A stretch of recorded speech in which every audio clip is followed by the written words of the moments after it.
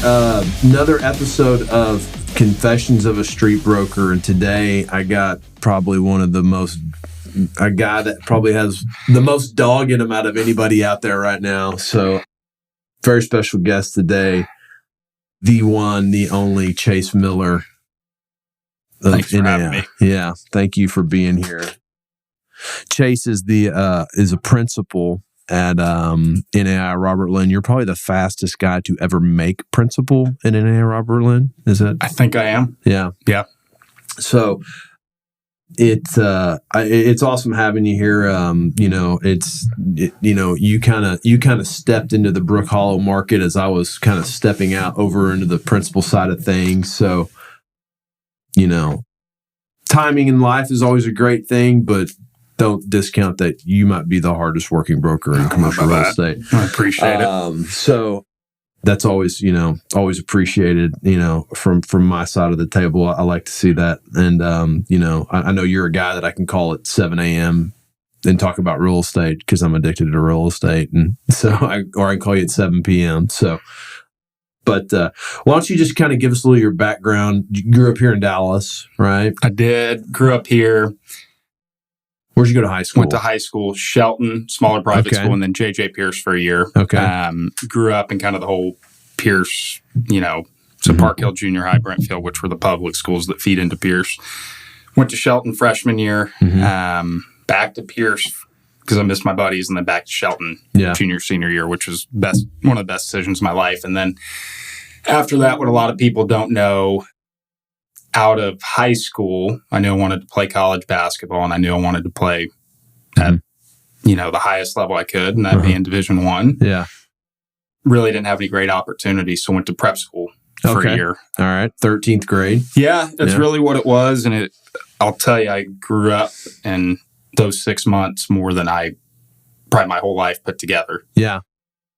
It was, and I know Jeff's kids have gone to IMG, and this was a rough version of IMG in a lot of ways. Yeah. It was great because I was with so much talent. It was in Delray Beach, Florida. Yeah.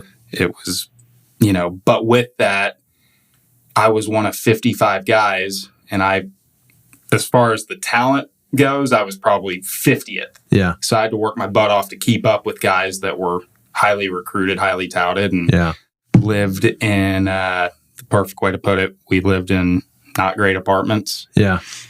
I had 7 or 8 roommates, 2 bedrooms and 1 bathroom. Oh, wow. So to go from, nice part of Dallas to that at 18 years old, that'll make you grow up real quick. Yeah. So the Postgrad Years is kind of an interesting theory. I think you're going to see more of that going forward just because the transfer portal kind of kills a lot of kids, really. It's limiting scholarships for seniors, right? Because they're just, everybody's moving around.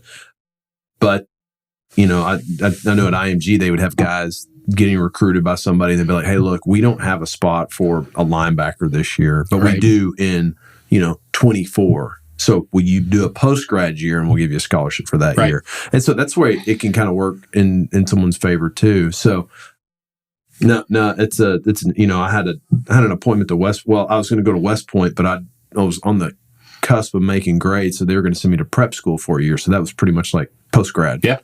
So, but no. So you're in Delray Beach, Florida. Yep. Living with a sea of dudes. Yep. Literally. And then what happened? So out of Elevate, it was called Elevate, which is no longer around, but had some good dudes there. I had 3 offers, or really it came down to 2. Mm-hmm. One of the original 3 was Texas Tech. I walked on there when Tubby was there. Yeah. The other 2 were Drexel up in Philadelphia and the Middle Tennessee. Yeah.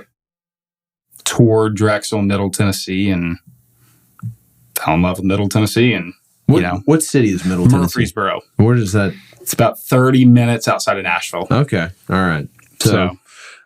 So you go to Middle Tennessee State. How's that? Did you enjoy it? It was another wake-up call freshman year, believe it or not, because even high school to prep school is a massive step, but prep to Division I basketball is just as big a step, if not bigger. Yeah. So with any freshman, there's growing pains. Yeah.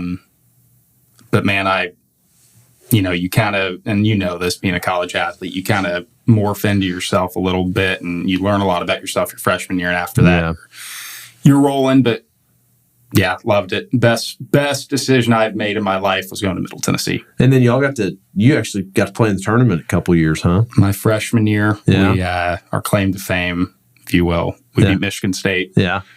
And then sophomore year in the tournament as a 15 seed, and at the time was probably the biggest upset ever. And then UMBC won up us against Virginia the year after. But the year after we played Minnesota in the first round, beat them, and then lost to Butler in the second round. Yeah. But what an experience, oh my gosh. Yeah. That's cool.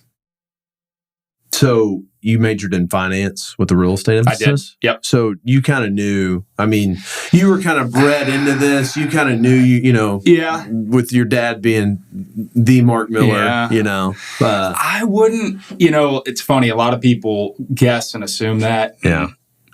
While I think a lot of that's true, there was a big part of me that was ready to get into college basketball coaching. Oh, yeah. And so ready that I accepted a job with Penny Hardaway at Memphis. Oh, wow. After I told George Dutter and my dad I'm coming to Robert Lynn. Yeah. So that was a fun fiasco to work through, but ultimately my heart wasn't in it enough. And as you know, in college sports, you better love it and you better be prepared to grind for 10 years before anything comes to fruition. Man, coaching is something that, like, you always think you want to do, but like you really have to want to do it. Especially like high school coaches, man. Like, golly, like, I mean, you got to just love it, and because you don't make any money ever. No, and I help out clients' kids on the side, which is fun, and it's a way to keep basketball in my life. But I mean, I've got some of my best pals college coaches now, and you talk to them and they are working crazy hours. I mean, they love it, don't get me wrong, but they're moving. I have a buddy that moved from Mississippi to Florida in a 30-day span. Well, he had no idea he was getting fired. So you got to pick up your family, your whole life, and I always say, if you could tell me I could be the head coach at SMU for 30 years and I know that, sign me up. Yeah, I'll do it. For sure. Jeff, moved to Graham, and his real intent was to become the head high school football coach at Graham. Yeah. But I think he just kind of, thought about the real commitment of it, and was just like, man, I don't know why I would stop doing real estate to do this. For sure. You know what I mean? It's fun though. Like, I got to coach my son's football team from kindergarten through 6th grade. And that was fun. That was, it's funny though, during that whole time frame, I did not watch football. I couldn't watch football. I was so maniacally just involved in that. Like, by the time that game was over on Saturday, my brain was just like, I don't want any football right now. Like, so it was nice that after that, now I enjoy watching it again. It's kind of like, people would always say, well, do you still play basketball after you graduate? Yeah. No, you couldn't pay me enough. Really? No. You don't go? No. We did a Robert Lynn team at the JCC, which I had some dogs. Did they? Not our team was fine, but we played some dogs. Yeah.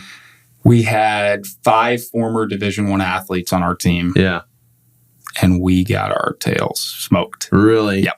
I think we're like 2-10. So that was humbling. And after that, I'm good on the basketball front. Yeah. Yeah. Well, my only resurrection of football is we had a flag football team. I don't know if you ever heard about this. It was called Los Tigres de Irving, and it was me, Boozer, Todd, Hubbard, Jeff. I'm trying to think if there's any other commercial real estate guys. Jimmy from Lancaster Roofing was on there. And then just a bunch of other Irving dudes we all grew up with. This was probably 10 or 12 years ago. And we won like the Flower Mound flag football championship. We're like, yeah, we're badass. And, we go to play in this Louisville league, and there's a bunch of younger kids, and it was like, oh man, this is getting different. This is probably time to officially finally hang these cleats up. So right. it was a good time. It was fun. So, but so let's kind of just get into the real estate side of things. Like, so you get out of Middle Tennessee State, I'm assuming you probably went and looked at a couple other places too. Where else did you interview at? Everywhere. Really? I really did.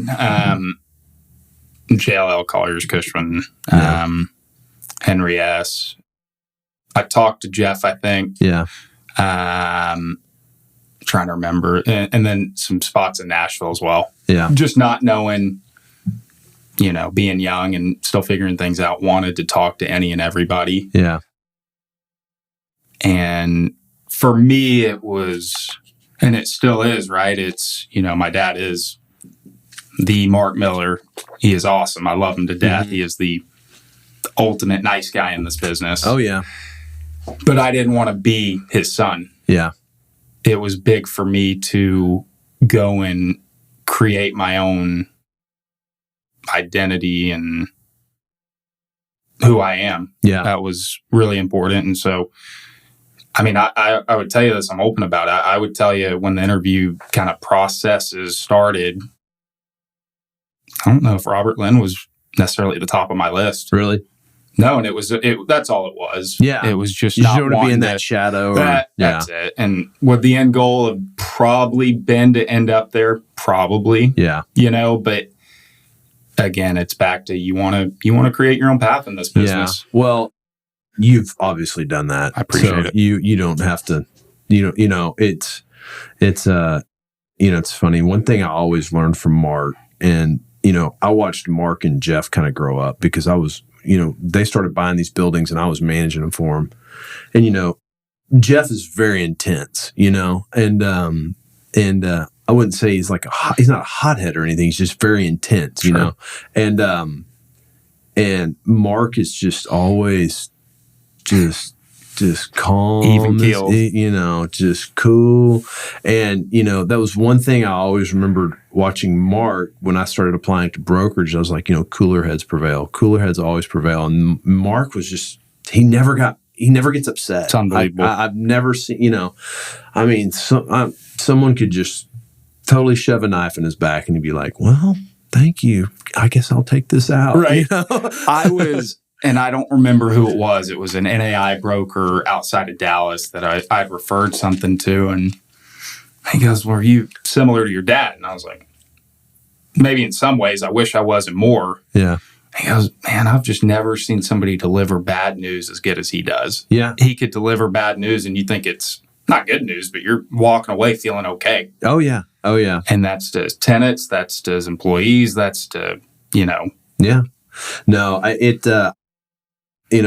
I didn't really get into the commercial real estate world at Robert Lynn, but I was just kind of always around there because right. Jeff was there. And then, I kind of had that portfolio of properties that eventually, I was done with, and John Lancaster came in and kind of started y'all's property management division with it. But I was always getting to hang around Mark. I'd be up there on Saturdays with Jeff or something. Mark's up there every Saturday. Oh, yeah. Still is. Rounding away, doing his thing. But, it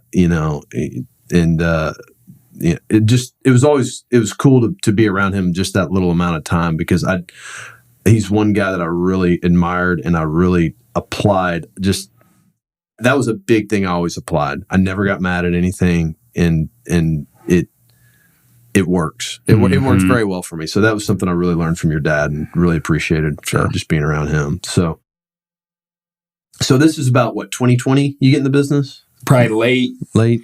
I bet it was mid 19, late 19. Okay. So probably 6 months before COVID. Yep.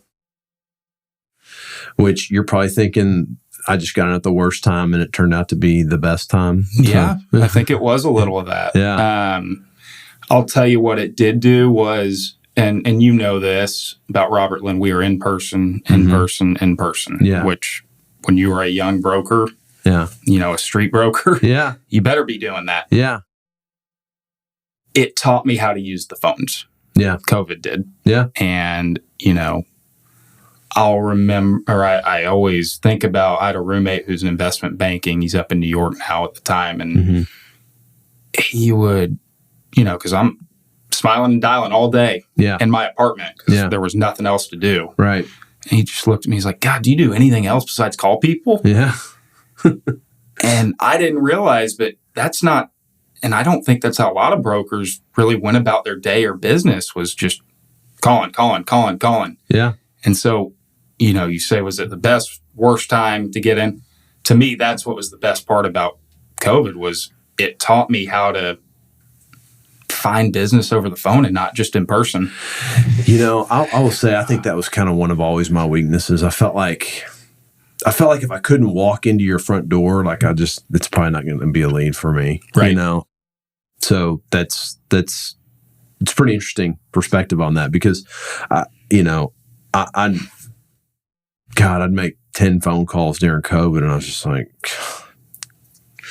what do you see in the market? I'm saying, you have the same speech just over and over and over. You do it, 10 times. You're like, God, I'm fucking done with this. Right. Well, during COVID, especially, I guess it was probably March and April, I think, were the really rough months when people were hunkered down, and I would leave my apartment to get my groceries that were Uber Eats to me, or I'd go on a run. Yeah. I mean, that was it. Right.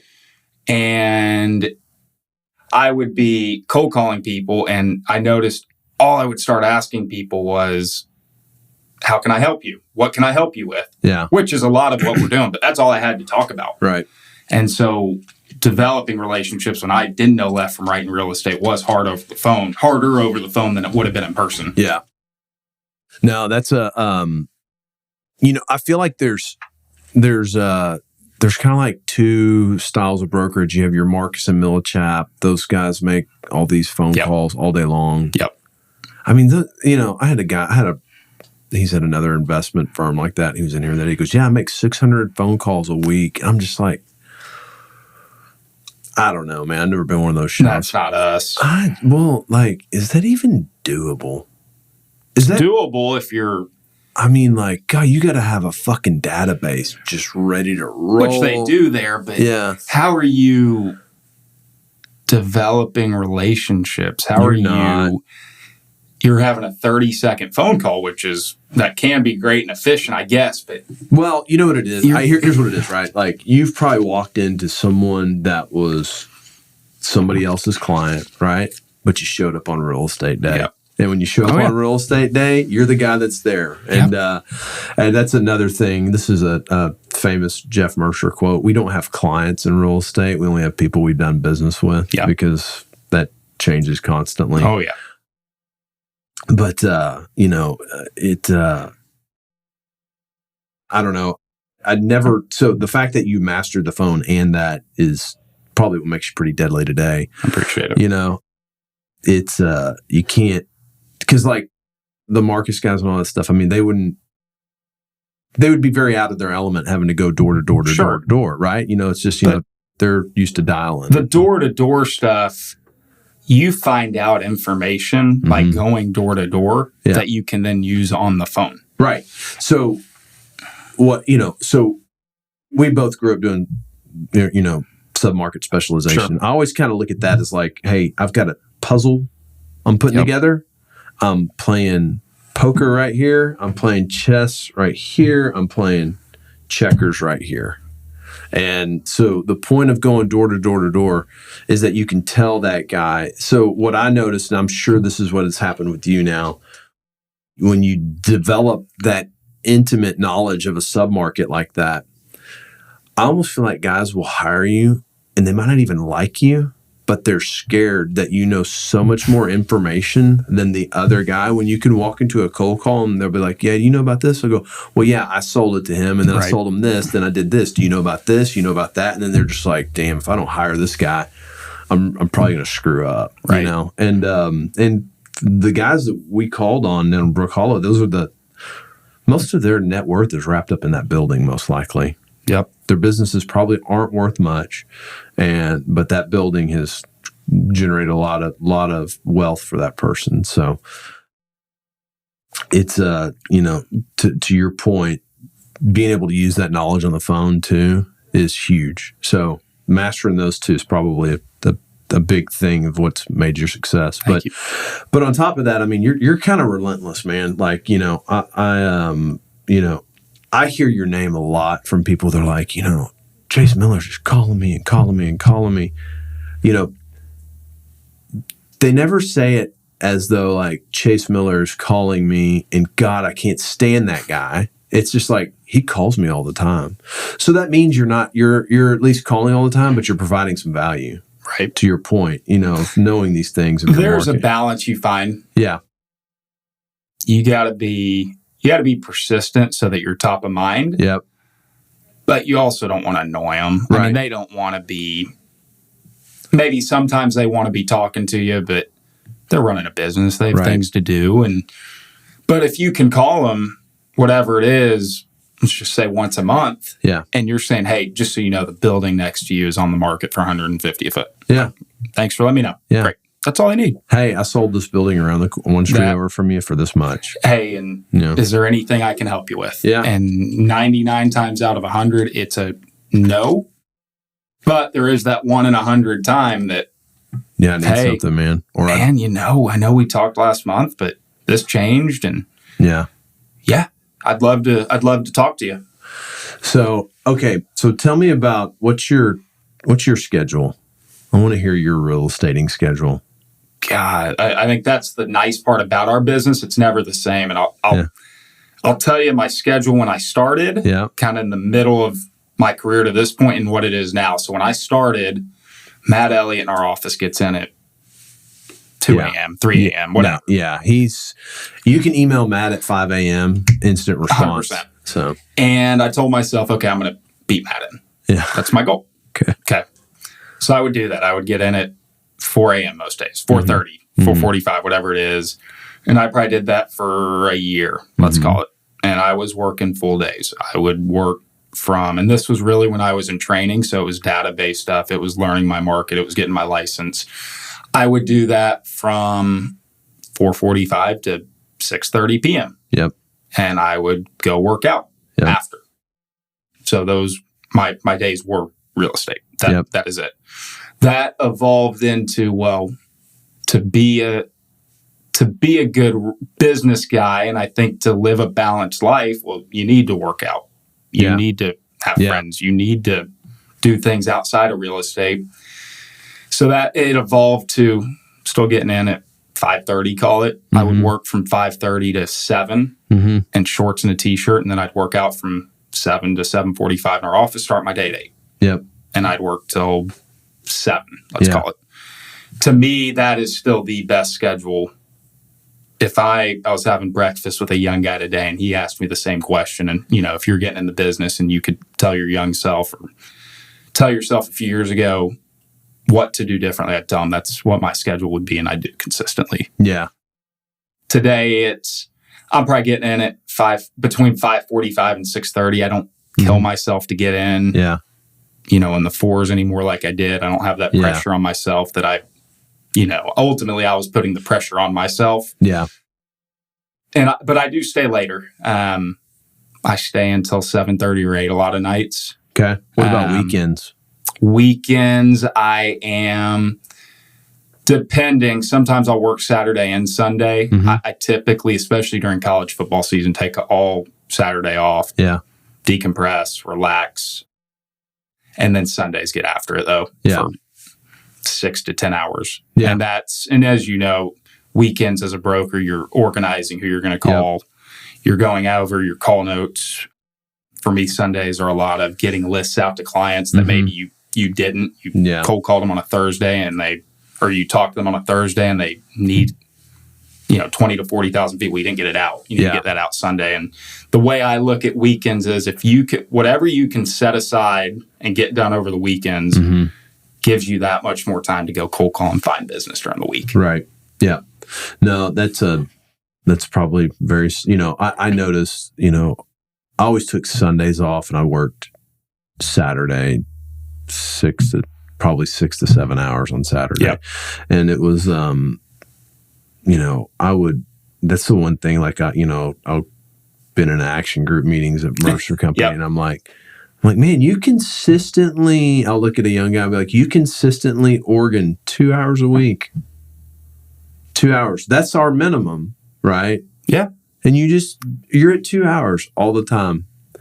And they don't like hearing this, but I go, well, that tells me two things. One, you're not working on anything, or you're just lying. Yeah. Yeah. I was like, because when I was working on stuff, I needed all those days to, like you talked about, organize my calls, organize my books that needed to go out that week for surveys for people. And so, yeah, it takes that much there's that much preparation that needs to go into each week because, to your point, you can only call during business hours, Yeah. And, I even liked calling, honestly, until about 6 p.m. on Mondays. Yep. Because the decision maker always kind of was still there at that point in time. So I'd usually wrap up my last call around 5:45 in the evening. In person, right? In person, yeah. And that would... There was always a good time because everybody was kind of gone, and the gatekeeper wasn't there, right, and stuff like that. What's funny is even on the phone, I tell myself I wrap up around 6:30 on cold calls on all weeknights except Friday. Maybe it's 5:30. Yeah, it's funny. The guys that are really tough to get in touch with, they answer later. They answer early and they answer later, right? Because they're not as busy, and that's also part of organ. Well, I got to call this guy at 7. Yeah. Instead, But Well, so that's just so anybody listening to this, that's a very typical schedule of an extremely high producer. I was on Twitter, and this guy, some CBRE broker out of Orlando, put up this tweet. He goes, I can beat anybody by working only 9 to 5. And I was like, bro, you've been doing this 20 years. I can beat most people too working 9 to 5 because I've been doing it 20 years. Sure. But don't put that message out there to young brokers that can read that and think that that's attainable. Yeah. That's a very mediocre brokerage career, in my opinion. It might lead you to working on the other side of the table, as we were discussing prior. No, for sure. For sure. And I was telling the kid I was getting breakfast with this morning, he goes, well, how do you look at it? Is it volume? It is. As a young broker, it sure as heck is. Yeah. The more people you talk to, the more people you talk to, the luckier you get. Yeah. Because like you're saying, Jeff said, a lot of these guys, you catch them on the right. Yeah, sure, they're clients, but you've done business with them before. That doesn't mean there's other young brokers hustling to go get them. Right. Well, and you gotta make sure, the more people you're talking to, hypothetically, it should be the more deals you're doing too. Right. Yeah. It's just math at the end of the day. Well, it's funny, it's like, here's a perfect example. This is something you and I kind of experienced a couple of weeks or months ago and it's funny, Isabella works on some tenant rep stuff with me, and, we go in and meet with a guy who's been my client for 10 years, moved him into his building, expanded him in his building, did every single renewal. Then he tells me, Jeremy, it's time I really want to buy a building. Yep. And really, at the end of the day, he didn't have the money. And, asked me if I could help him buy it with him. I'm like, yeah, absolutely, man. Yeah, we can find a way to do that. Or he goes, or I might have an investor to do it. Hey, man, whatever you want to do, I just want to help you. Yeah. He was more my friend, right? Well, lo and behold, not a couple weeks later, you call me. We're sending him options and all this stuff. A couple weeks later, you call me and go, hey, just to let you know, your boy's out here cheating on you with another broker. And, I think that was probably a function of he got some terms from these guys and they're like, you have to use this broker. But either way, he didn't stand up for me. You know what I mean? Like, and the guy they hired, I was like, man, I'd run circles around this guy in my back. This is in my backyard. Like, this is in my sandbox. Right. Like, and so, but that happens, right? And I call him, doesn't respond. Yeah. Email him, won't respond. Chicken shit. You know what I mean? Like, at least be a man and tell me you're hosing me. The most frustrating, and you've run into this too, and it's a little different. The most frustrating part about this business, sometimes you can do everything perfect. Yeah. If you don't hit someone at the right time, you're not going to win the business a lot of the time. Yeah, no. Sometimes just showing up on real estate day works. And I mean, I've lost deals where I find out another broker's repping them, and I'll get so mad, and I'll look back at my call notes. Yeah, called the guy 20 times in 6 months. There was nothing else I could have done. Right. You know. Yeah. So that's real estate sometimes. That's how it goes, and so that's that's what takes the first. I think that's what weeds a lot of people out in the first 2 years. Yeah. It's a very emotional roller coaster. You get a couple deals in title, you think you're fixing to close them, and then boom, they all fall out, and you're like, I don't know if I can handle this, And so young brokers out there, don't be counting them commissions till it's you get the email that says, here's your federal reference wire number, because it ain't over till then. No kidding. No kidding. I've learned that the hard way. Yeah. Well, I think everybody does. I think everybody in the very beginning is like, man, you go from being broke, right? You have no money, and you're like, okay, oh my gosh, I'm going to make this money on this deal. It's going to be the most money I've ever made in my life. You know what I mean? And then it doesn't, so you kind of start counting on it. You kind of start thinking that I'm going to be living my life this way.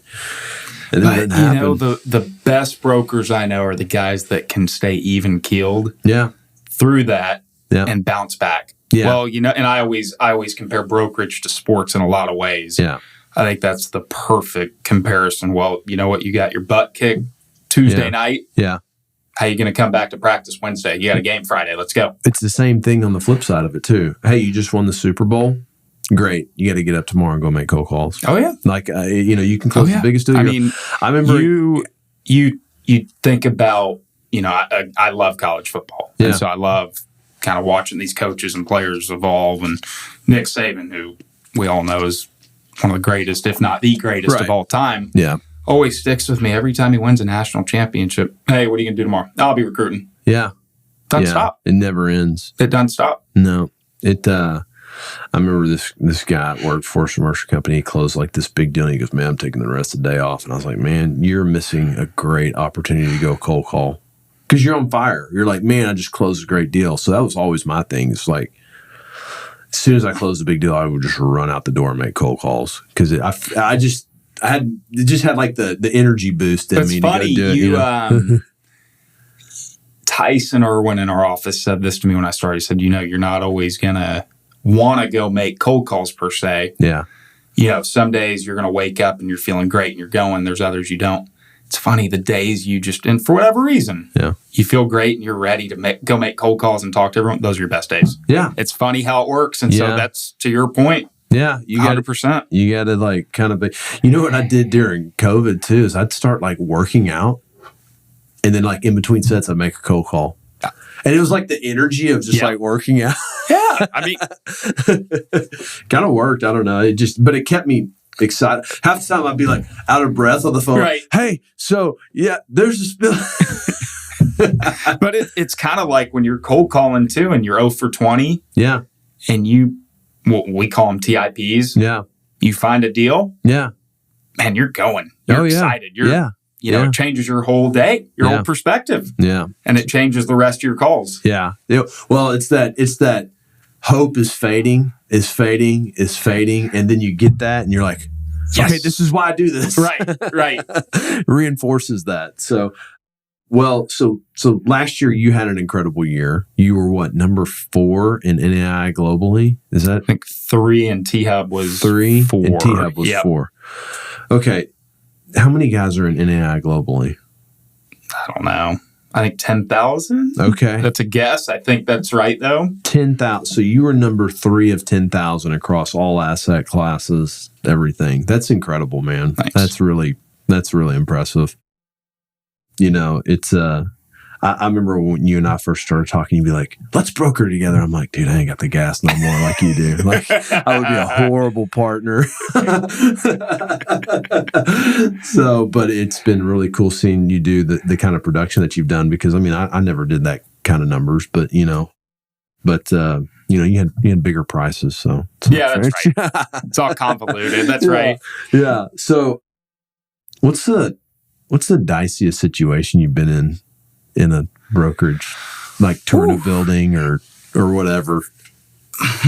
That's a tough one. Yeah.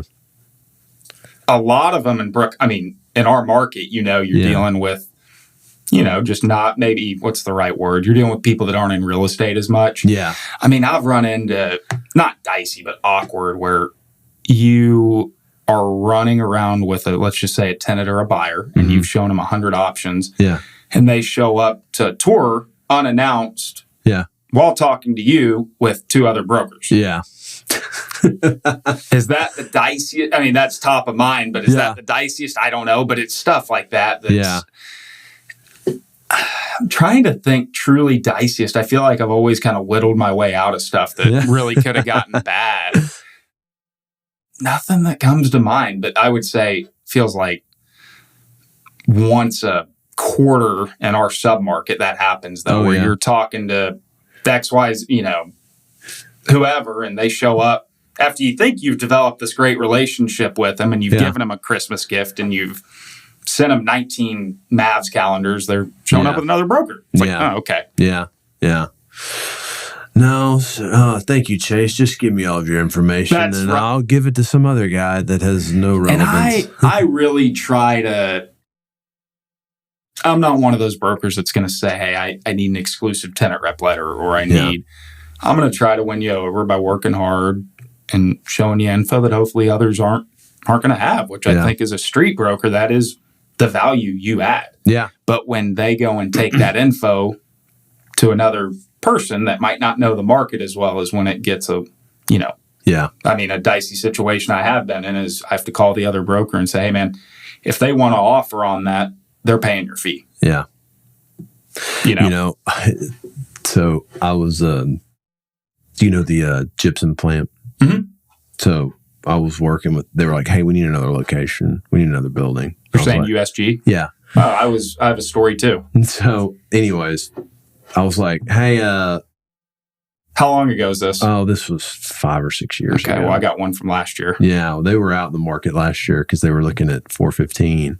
Yeah. But anyways, called this guy forever. And I will say U.S. Gypsum actually kind of did right on this if it was going to happen. Yep. But they, we were working on it. And then the opportunity for Prologis' building next door, that tenant was in default. And I knew it. And I went to him and said, hey, you can go right next. We can take the fence down. You go right next door. So we tour it. And we get a proposal on it. And then it kind of starts going up the chain. And let me guess, JLL calls me. Oh, and it was Jones. It was Craig. Craig calls me. He goes, hey, so I just want to let you know we got a national exclusive with them. And I was like, bullshit, man. Yeah. And I was like, I go, yeah. Well, I don't think you're owed anything on this. And he goes, well, we've been working really hard. And I go, so hard that you couldn't even find the building next door. I love Craig, but that was my thought. That's what we run into. That's the shops we're at, though. That's part of it. Yeah, if you're not an alphabet shop, is what I've heard them called, the CBRE. And there's nothing against them. It's just a different. Yeah, it's but what was cool is Gypsum said, hey, if we do this deal, we're gonna make sure you get paid. Little different, and I won't, because it is live, I won't say names or buildings, but very similar tenant, wink, wink, hint, hint. Yeah. Very similar building, wink, wink, hint, hint. Yep. Same exact thing happened to me. Really? I showed it. I knew the tenant was moving out. I showed it to them the moment I found that out. Yep. And I had a building about 6 doors down the other way on Regal for lease. Mm-hmm. And probably a week after I'd sent them that building, they're touring my building with another broker. Yeah. One of the ABC shops. Yeah. And there's nothing you can do. No, there really isn't. And I kind of went through in my head, because they kept telling me, well, we have an exclusive tenant rep letter with whoever. And I kept telling myself, well, my bulldog mentality, I'm going to go win it. Yeah. I'm going to win it by, like I told you, my info is going to be better than others, and it doesn't matter. And at the end of the day, it does. And so it's almost, well, how do you work smarter? Yeah. The right thing for me to have done would have been to have called ABC shop, who I love those guys, and they're great people, said, hey, man, I have the right building for your client. Yeah. Let's work together. Yeah. So you tried that earlier this year with someone. did I? We won't say her name, but you tried that with someone earlier with me with a deal, and that was just a total hot mess. Oh, yeah. That one didn't get done. No, that one's never getting done. That's the other, and we could talk years on years about the amount of guys in our business, and it feels like users that, hey, I want to buy 100,000 feet. Yeah. Man, you've wanted to buy 100,000 feet for 50 years. Yeah. What's going to change today? Yeah. We do run into that a lot. Obviously. Oh, yeah. I know you do too. Oh, yeah. What's funny is at some point they actually do. Oh, yeah. You can't be mad about it because it could be like 10 years down the road and it's like, well, they finally bought a building. Right. I lost and steam on this guy. But someone else walked in on real estate day when they actually had the money. There's been a few, Clint Riley. Yeah. And we're close, and I'll call him, and I'll be like, hey, this guy is selling his building. Are you kidding me? I called on him for 20 years. And, real estate day. Yeah. That's all it is. That's how it works. So, well, what other than your work ethic, what's kind of your favorite hack, your favorite routine for you that works the best to like make you operate and, the best habit that's kind of like allowed you to win, you feel? Oh, Sundays are huge. Yeah. That's the prep. That's huge. Yeah. That's huge. Coming into Monday morning prepared. Yeah. I think building a team around you. Yeah. And it's building a team around you of people that are maybe smarter than you in a lot of ways, that are different and can look at things different than you can. And we're adding to our team, and we'll have another guy to our team who's going to be kind of a Swiss Army knife, not much brokerage. But I told him yesterday, I said, man, I need you to come in and tell me what I'm doing wrong. Yeah. Should I be calling on bigger tenants, bigger owners, whatever it is? So I think that would be a big part of it, is surrounding yourself with the right people. Yeah. And I don't know if it's just work ethic, and I want to say this in a way that doesn't sound cliche. You've got to work smarter too. Yeah. There's a lot of, in this business, like we were talking about, a lot of people, I want to buy. Yeah. Unless it's the perfect opportunity, they're not. And so don't spend a bunch of time messing with that. Yeah. Other than that, I think it's a volume game, and there's no secret to it. Work hard and good things happen. There's not. It's, that's what I've kind of learned, doing the Matador side of things is like, I got to build a team. Yep. You can't take down this many assets and just try to do it on your own. And I think that was probably my biggest fault in brokerage is I could never really build a team. I didn't really know how to build one then, but like, I feel like we've kind of really developed that here, and that's for sure. And it's nice to like have to like, I always felt like I had to worry about every single detail, and now I'm getting to the point where I don't have to worry about every single detail. I know it's just kind of being handled, and to your point, smarter people around you, or people that have experienced other things. We've got people here from other shops that have seen. I've never worked anywhere other than like pretty much in a family business, right? And so like, people come with different perspectives from different places, and I think that adds a lot of value in things too. So if you can build a powerful team, it gets pretty. The compounding effect of I guess you call it human capital is pretty real. And looking back on I know it's been a short career, but the 4 years I've been in the business, that's the most valuable thing I've learned it through hiring Anna and through getting to interview a lot of people and working with Robert Blankenship and seeing how my dad's team works. Yeah. Hiring people that are smarter and better than you at a lot of stuff makes you better. It makes them better.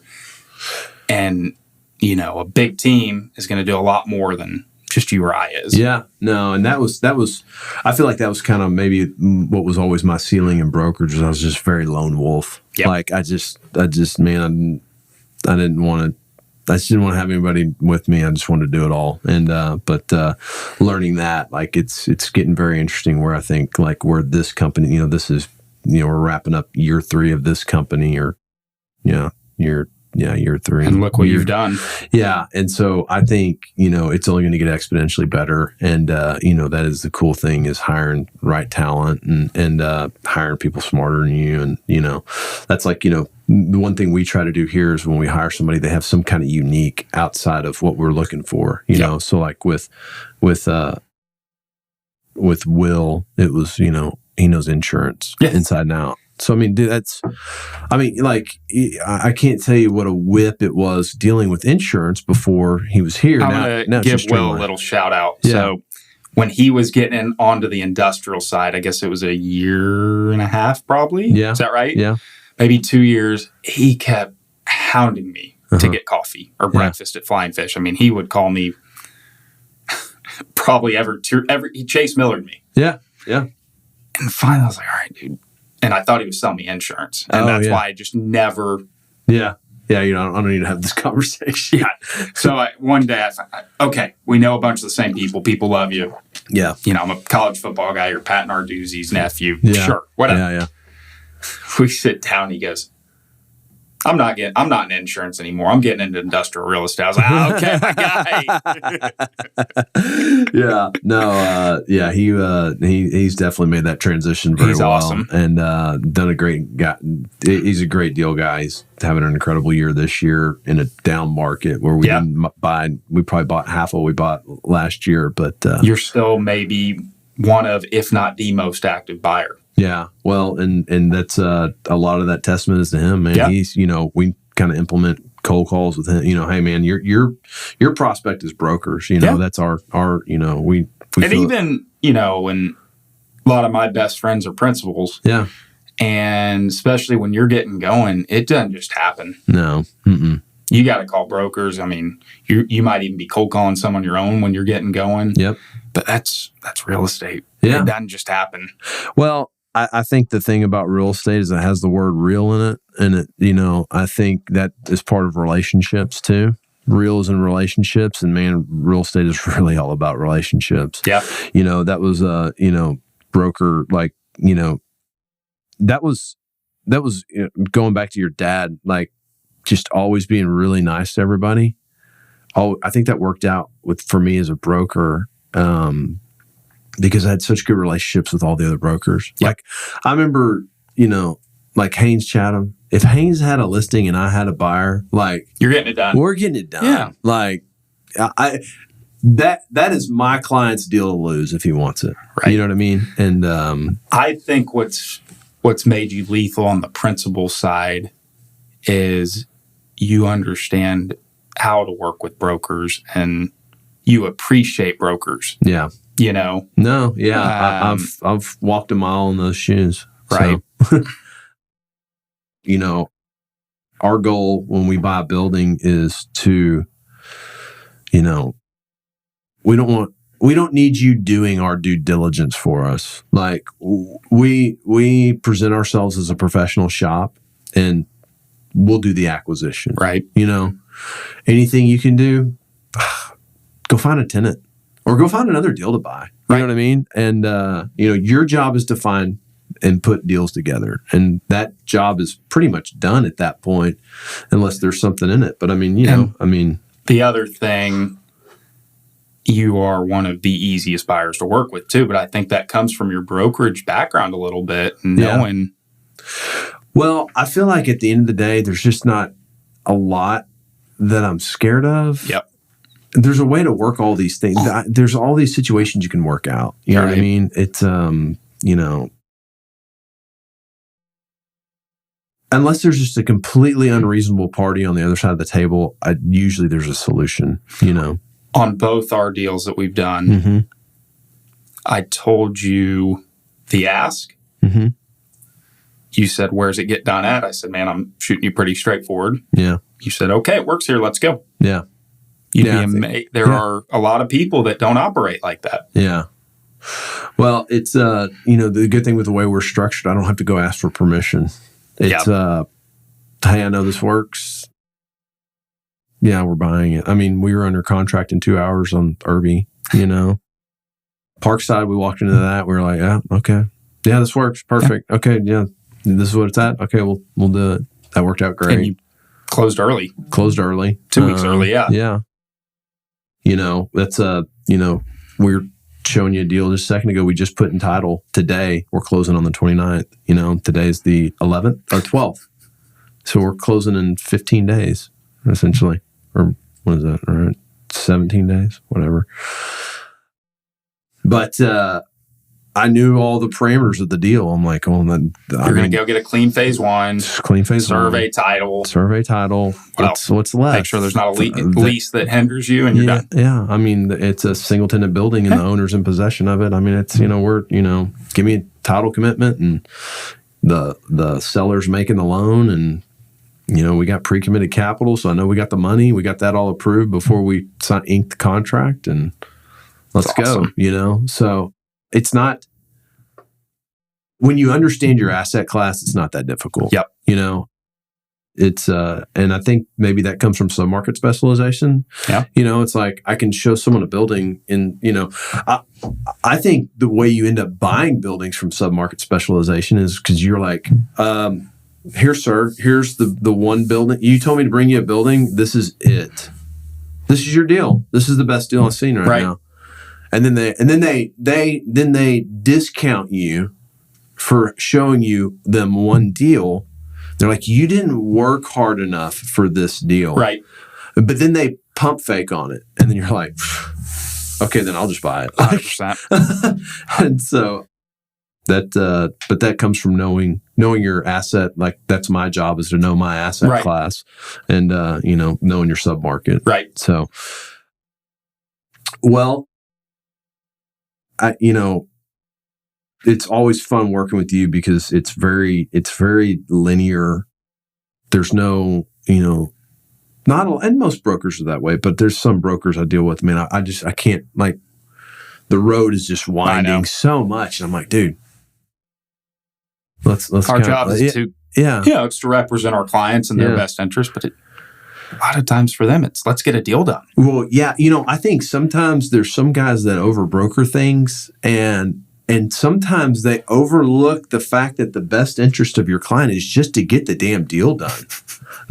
You don't need to win on some little objection that it just, when your client needs a building for his company. Right. Like, I've seen brokers die on some hills that I'm like, dude, your guy, why are you fighting this so hard? Just let it happen. I know. I know. And sometimes I think there's a line of representing your client and doing the best job for them, and then letting some things just happen. Yeah. And you got to know where that line is, and don't let them be in jeopardy. But, like, they're grown men, right? Now these are grown people doing this. We've talked a lot about relationships. A lot of that does come back to relationships. If I'm getting a proposal and I deep down truly think it's the right thing for my client, and there's some clients you can do it with, and there's some that you can't. Some that have bigger capital partners or whatever. Mm-hmm. But guys, let's just say in Brookhollow that have owned their buildings forever. Yeah. And you get a lease proposal and we're 25 cents off ask and they want to go at a nickel higher. Yeah. Hey, no, we need to get this done. Yeah. It could be 3 months until we get another deal. Man, let's just go. And if you have a good enough relationship with your clients, it's a lot easier to do that and earn their trust and, ultimately have their trust. Well, I think as long as, especially so when you're leasing something for somebody, if it's and that's the challenge, right? You start dealing with these institutional investors and stuff. And I mean, let's be honest, most of the time, those groups aren't really the guy calling the shot. You know what I mean? So they have a box that they can play in. And, so you just have to play in that box because, for me, it's different. I'm like, well, that's my money. That's my building. That's another month of downtime. If we don't make this deal over 5 cents a foot on 10,000, like, what are we talking about here? Like, let's just move on. On that side, their 5 or 10 cents a foot gets them another $1 a foot. Yeah. When they go and sell it. Yeah. And that's how they look at it. Where I know you and other owners similar to you are looking, I don't want another 5 months of downtime. Yeah. Yeah. Yeah. We might just hold this for a while. It's not that, the goal is to get at least right now, right? I'm not, it's especially in a market like right now. Yeah, it's a weird market. So let's segue into that. Like, I think it's funny. I've told people this, because you like to you almost always lead with, what are you seeing out there? Yeah. What are you seeing? You know what I mean? You want to know the market. I always tell people, I'm like, well, Chase told me this, but Chase operates at so much more volume than everybody else that I don't know that I could really take his information on what's the market doing, because he's running like at 3 to 4x the pace of the market. So, but that's just my joke. I always definitely listen to what you say is going on. So what are you seeing out there? Obviously sales have flown down, right? Dramatically, I would say. Investment sales have. User sales are still fine. Banks are still lending for user sales. Banks are still lending. That's a safe deal. Getting their deposits on that. Even smaller investment deals, banks are lending. Mm-hmm. Plenty of banks are lending. Yeah. And I know, our playground's not the $100 million sexy portfolios. Sure. No. I know that is tougher. Yeah. But I think up to, let's just call it $20 million. Mm-hmm. And obviously it's tougher when you get into the 10 to 20 range. Yeah. But let's just call it 1 to 5 million. Yeah. All day long. Yeah. Still going. I'm not seeing a massive slowdown user wise on that. I am seeing on the investment side of those size deals, there's a gap between.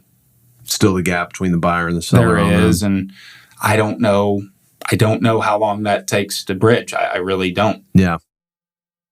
So I think I know we're still busy on the acquisition side, but it's very different than previously in my career. Leasing wise, I tell you, we are touring more than we've ever toured. Yeah. We are emailing flyers and lease rates more than we've ever done. Yeah. It is a grind to get it past those stages. So are the tenants just kind of telling you, hey, this rate just seems like way too much? I'm not hearing that as much as I am. They don't know what direction this thing's heading, which ultimately means they don't know what direction their business is heading, which means they don't know how much space they need, which means they don't know what their budget is. Yeah. And I think all the uncertainty, it takes them longer to make decisions. And with that, so let's say let's just say I'm tenant repping in this scenario, and we're starting a year out. Yeah. Well, a lot of these tenants are getting to 2 months out on their lease, and they might have not exercised their renewal option. Well, now we're going back to their landlord and saying, hey, I think I want to stay short term. Yeah. So we are, I think that's what we're seeing the most on the leasing front. Yeah, it's I think our leasing slowed down a little bit. I mean, for the most part, we're very fortunate. Our whole portfolio is pretty much, I think we have 25,000 feet of vacancy across 1.2 million feet. So we're in pretty good shape there. But the velocity of it seems to have slowed down. Here's what I would tell you though. Really good stuff, really well located, is leasing. It's still leases. It is taking longer, but those lease rates are still crazy. Yeah. The other thing that I've kind of seen and I think of is, we were talking about deal sizes where acquisitions are done. I think the deal size, I think you're right. I think like the 10 to call it 20 million range is probably very stagnant, because there's still a lot that's too small for an institution to sell. And that's still a range where a lot of local owner users are. So that dislocation in pricing is kind of high centered in that market. I would say the higher the 20 plus million up range, those are what capital markets guys like to call the bite size deal. Right.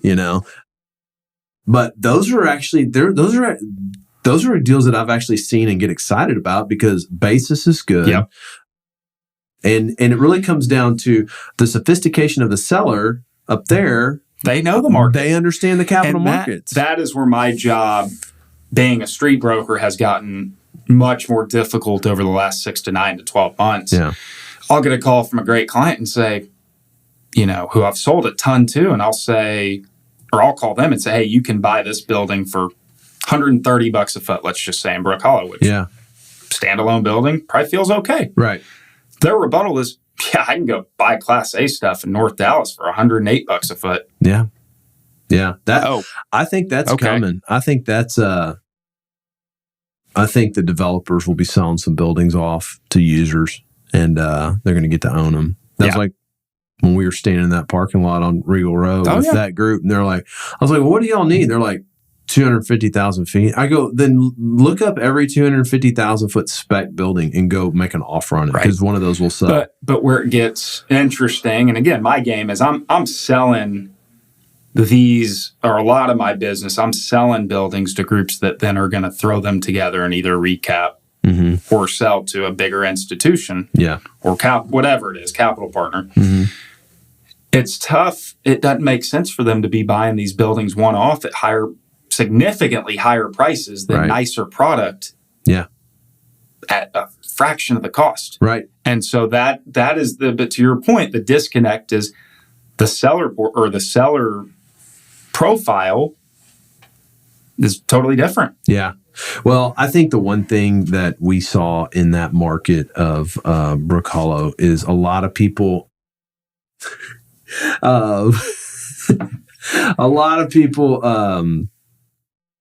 bought buildings in a size range where it's really just users that want to own them, and they're really not leasable buildings. So, but I think I don't know. It'll be interesting to see what 24 holds. I don't know if